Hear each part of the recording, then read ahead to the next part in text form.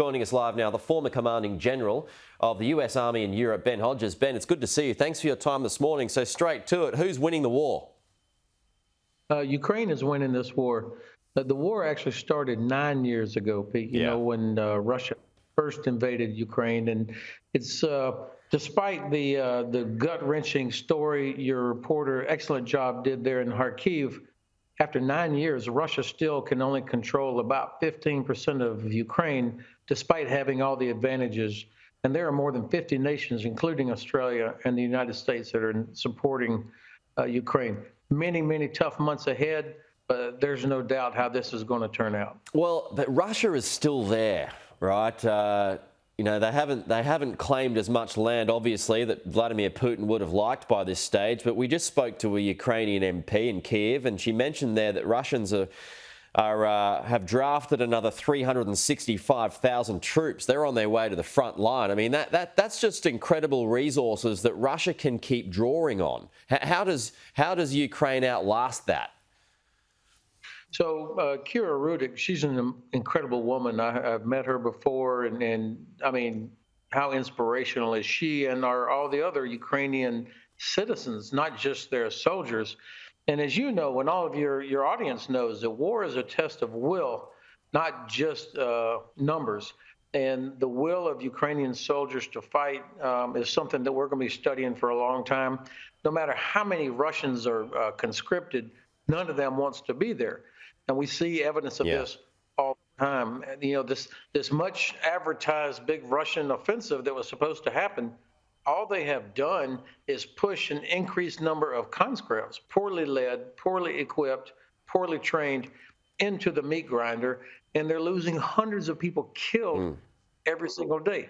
But you're right. I mean, that is the one advantage the Russians have, but I think that Ukrainians are going to be able to withstand this. Well, it might not just be Russia, though. We've seen its top diplomat Wang Yi visiting Putin in Moscow yesterday. I mean, your Secretary of State, Antony Blinken, referred to this without any public evidence at this stage that China was backdooring weapons to Russia. So the consensus there being that China is starting to help Russia. Are you buying into that? And how much of a card is China?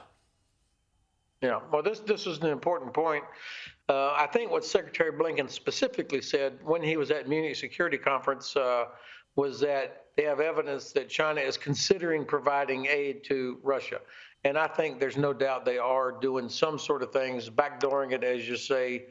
I think the Chinese are probably leery of getting to the threshold where they would incur U.S. sanctions, but perhaps they are looking for ways to provide some of the electronic components that Russia desperately needs to replenish the precision weapons that they have been using against apartment buildings and shopping centers.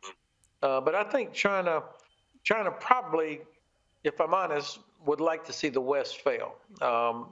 There's the relationship with Russia is not so special or close, but they would like to see the West fail.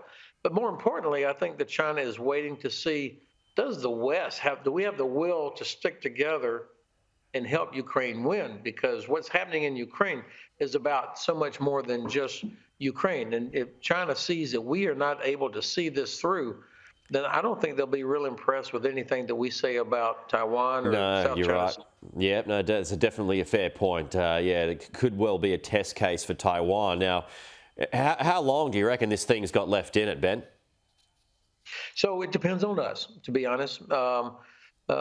If the United States, UK, Germany, France, Australia, Poland, all of us together, if we deliver everything that we said we're going to do, then actually this could end this year. I mean, it really is. Russia is in such bad shape. I mean, they really are in bad shape. So if we give Ukraine everything that they say they need, it could be over this year. They could liberate Crimea, which is actually the most important part. That's the decisive part of this war.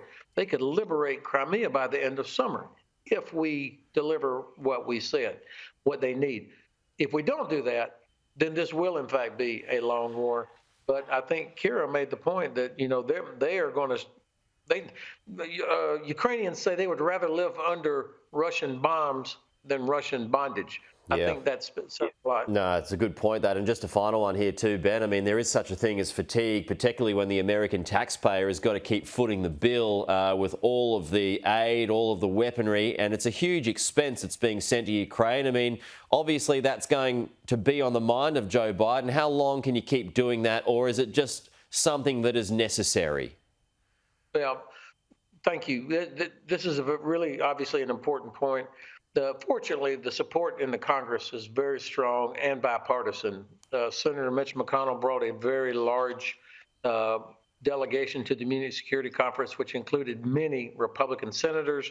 And he did this, and he made the point publicly that they are there to show that the Republicans are 100% in support of NATO, America's interest in Europe, and support for Ukraine, and to try to create some distance between himself, the leadership, and all the crazies on the far right wing. So I think President Biden can count on strong bipartisan support throughout this year.